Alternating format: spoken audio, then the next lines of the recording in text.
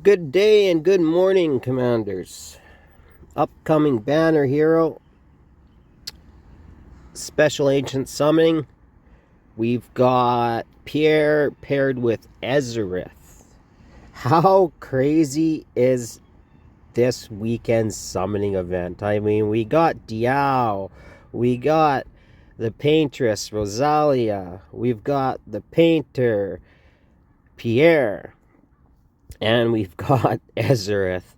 So, I mean, if you have ancients, if you skip the Cyrus banner and you've got some ancients left, or if you summon on Cyrus banner, you've got some ancients left, definitely give this a shot. I mean, we went through Rosalia's gear sets and whatnot yesterday, so today we're going to be going through Pierre's. But I mean, even if you hop on and hit Ezerith instead of Pierre, you're probably still doing good.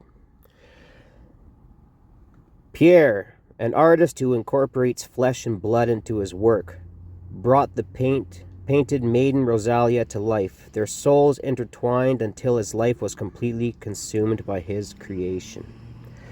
So his talent, when deployed, causes HP drain equal to 50% of his HP to himself.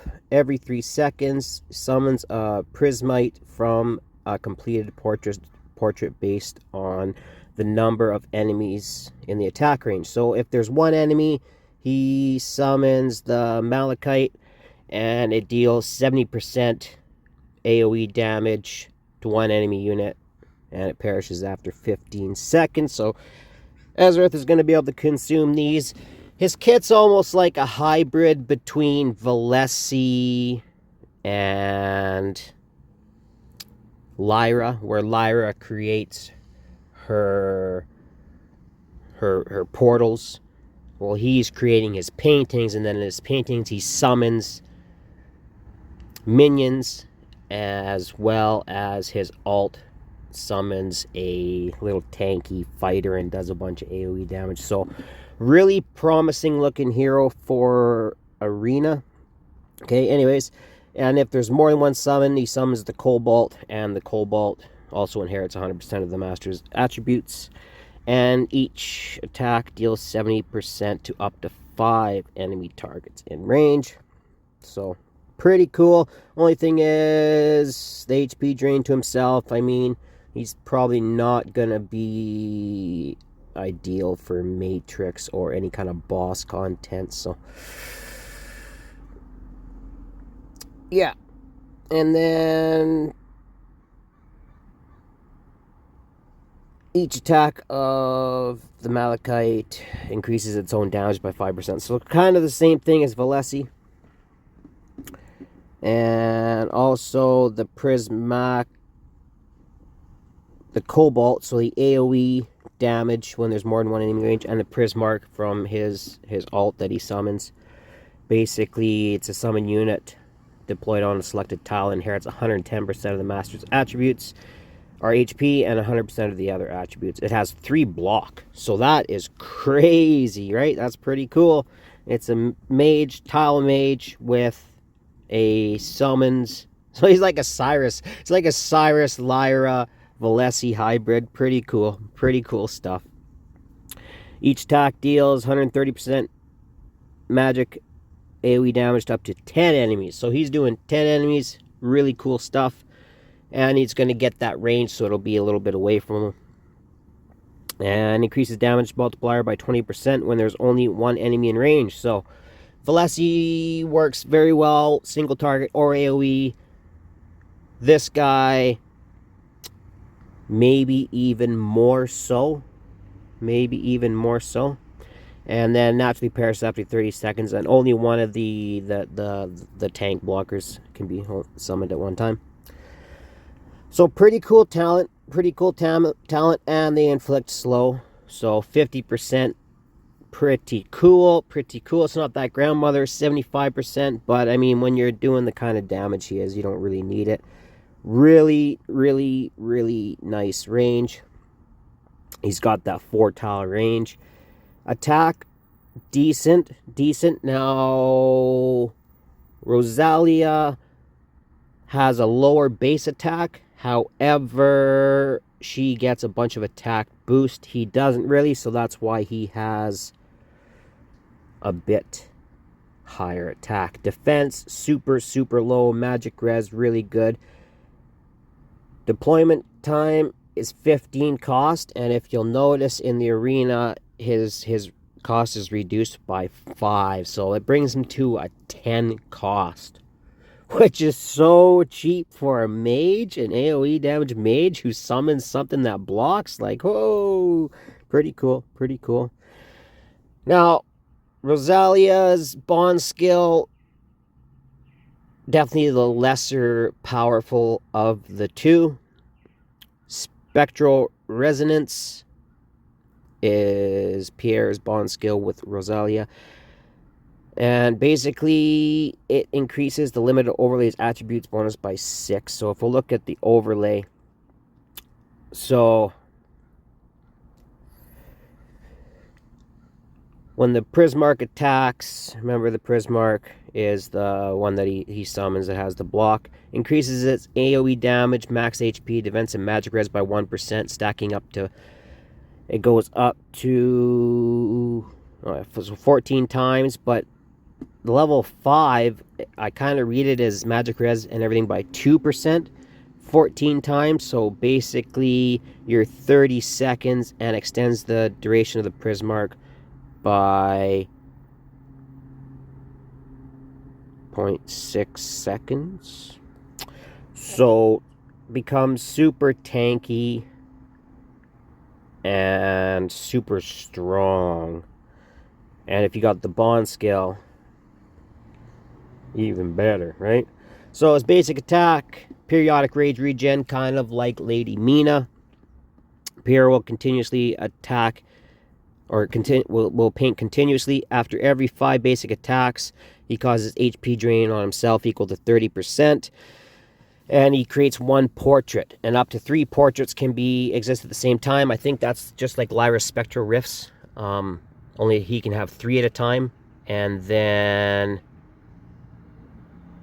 he's able to summon either a Malachite or a Cobalt after that. And yeah, so pretty cool there. That's what's happening. What's the other passive here? When the Malachite or Cobalt within the Prismark, which is the one he summons during his ult, attack range, launch an attack, they ignore 15% of the target's magic res, restore 1% of the Prismark's max HP. And that goes up to 25% magic res and 2% HP restore. So really promising there. Okay. The only thing I don't like, okay, is basically the Cobalt cannot attack airborne units, and neither can the Malachite. So this guy isn't hitting air. So anything outside of AoE arena, and then of course you're going to be able to use this guy all throughout the game. I mean, campaigns, whatever, pick and choose wherever you want to use them, right? I mean, ton of places, especially when he has that 3 block and he's a tile. I mean, Tower Deception, it's probably going to be a bunch of places you can use him there, so he's going to be super clutch for that. However, I'm more into GVG and Matrix and stuff that gets me those good rewards. And Tower Deception, yeah. So maybe he'll help me complete the last couple stages. This is to be seen. But if I'm gonna try to pull for him in Ezereth, and if I don't get him, I'm not gonna be too disappointed. I mean, yeah, my AoE is obviously gonna suffer if I don't pull this guy. But at the end of the day, arena is hard, and you'll probably need everything else to go along with this guy to make him viable. So the ult, this is where he causes HP drain to 50% of self and prepares a Prismark, And if one already exists, it extends the duration by 10 seconds. So cost goes down to 800, so he's pretty much ready right away. And attack interval reduction, so duration plus 10 seconds. So Prismite, so the attack interval, Prismite's by 15% for 10 seconds. It goes up to 15 seconds.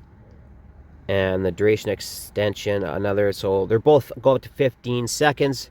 So if a Prismark already exists on the field, then when he ults, it's going to extend that Prismark's duration by 10 seconds, which is good, because if that Prismark has all those boosts and whatnot from the overlay, especially with the bond scale, you're going to want to keep that Prismark on the field as long as possible. Yeah, so pretty cool looking hero. I mean, let's check the Awakenings. Actually, I didn't check the Awakenings. First time looking at it. So A1, after the Prismark gets 14 stacks of overlay attributes bonus, it additionally gains the perspective effect. The perspective effect.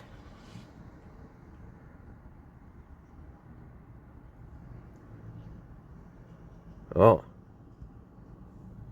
After pair gains 14 stacks of overlay. Okay, so basically when it gains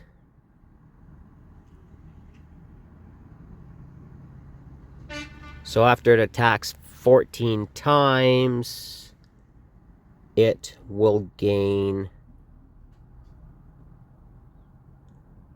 the 30% or 25% magic resonance. So pretty cool. So if you're running him, seems to be with someone like Ireless or somebody with rage regen, you know, hollow even. And if you could ult enough with this guy where he's extending that duration for that extra 10 seconds while it's already stacked up, and then it gains the overlays attributes right away, max stacks. Pretty cool sounding A1, if I'm being honest. I mean, depending on, you know, how often you can ult, when you're ulting, who's attacking, if it's surviving long enough on the field, all that good stuff. But potential, there's potential there. There's potential there. Attack, that's great. Increases the total summon limit of the Malachite and Cobalt on the field to 3 after Prismark is deployed. Each of the first 5 attacks grants 1 stack overlay. So yeah, it's all revolving around how fast and how long these Malachites can stay on the field and how strong they can get. Cool. Penetration, always good. A5 summons Malachite Cobalt based on the number of enemies on the field. New talent effect.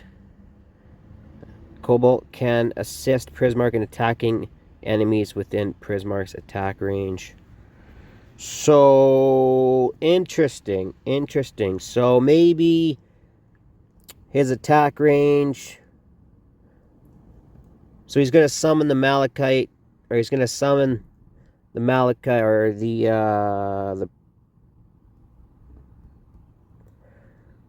Prismark. He's going to summon the Prismark, and wherever it goes, his summons are going to kind of help out there. So, that's cool. If you had Valesi and Beatrix, their minions are all going to go there. So, that's a crazy team, man. That's a crazy team, you know?